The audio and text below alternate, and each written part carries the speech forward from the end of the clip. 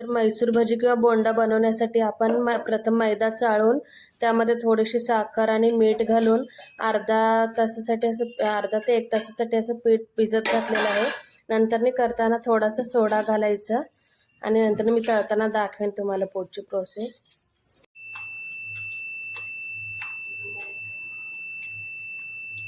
Consistency बघून आपण थोडं थोडं पाणी ऍड करून पिठाचा अंदाज घ्यायचा. जास्त पातळ पण नाही, जास्त घट्ट पण नाही, मीडियम असं पीठ तिंबून घ्यायचं आहे. असं हाताने चिवडायचं म्हणजे गाठी राहत नाही.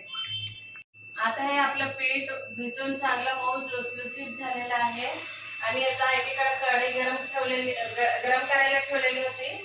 तेलात आता आपण एक एक भजी सोडून घ्यायचं. मैसूर बोंडा किंवा मैसूर भजी देखील म्हणतात त्याला. यात कांदे, हिरव्या मिरची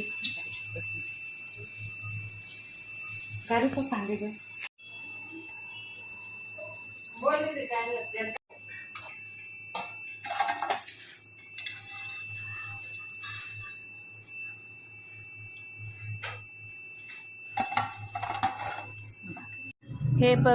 हे बघा आपले छानसे असे मैसूर भजी किंवा मैसूर बोंडा चटणी सोबत तयार आहेत. गरमागरम खायला छान लागतात. या सगळे खायला.